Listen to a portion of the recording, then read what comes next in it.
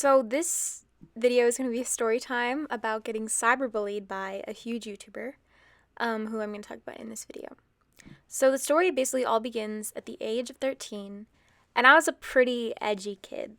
I mean, I was taking basic white girl pictures with my friends, getting in fights with said friends, and sending them sad quotes I took pictures of on my school Chromebook, and veering dangerously into furrydom.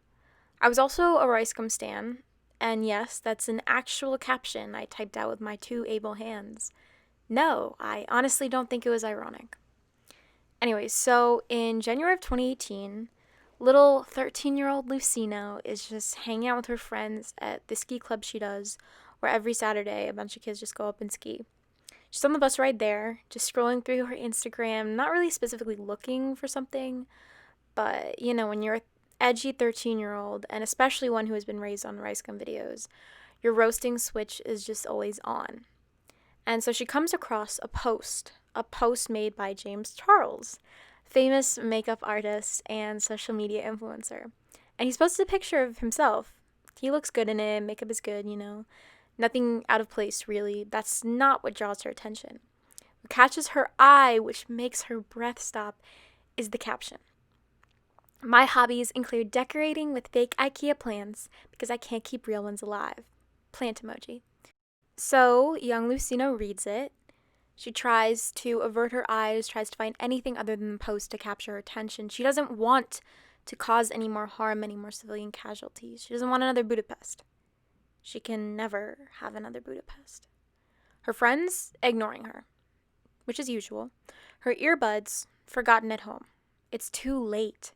The roast button takes over her consciousness. Her eyes glaze over, her hands type of their own accord, sliding across the buttons with ease, a roast. Perfectly crafted, with just enough heat to be sharp, but not sloppy. Just like your YouTube channel, she types. For the simpletons, the brainlets, is the response to the caption. He's saying he can't keep plants alive, and she says it's just like his YouTube channel, like he can't keep that alive either. Her fingers press the post button. It's over. For James, that is. She turns off her phone, shamefully looks down, focuses on whatever else she wants to. She just murdered someone. Blood all over her hands, but she just looks out the window. So fast forward to the end of the night. I've just been skiing. I'm Lucino, by the way. I've just been skiing and, talking and having fun with my friends. And I hadn't really thought about the comment all night because I was busy, but also because I assumed it was like just a shout in the void, like an insult to the abyss. And so heading back to the bus, at the end of the night, I turn on my phone and I see a few Instagram notifications.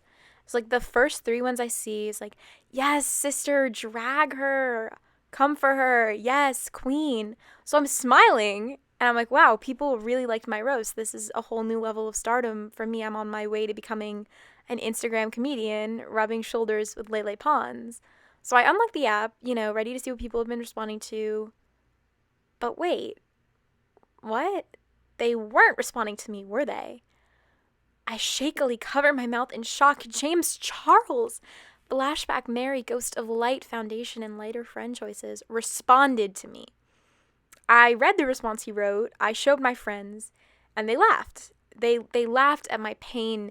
They laughed at how I've become a jester on a stage performing for thousands as they throw tomatoes and lip liners. I was forever changed that night, all because of James Charles. And on a more serious note, I feel like it was a learning experience for both of us. I learned to think before I made mean comments on a celebrity's post, and James learned that it actually is worth his time to type out a response to a 13-year-old girl who was also completely kidding. But I still am terrified to see James Charles in public, as in some states he is actually legally obligated to break both of my legs with any makeup brush of his choice.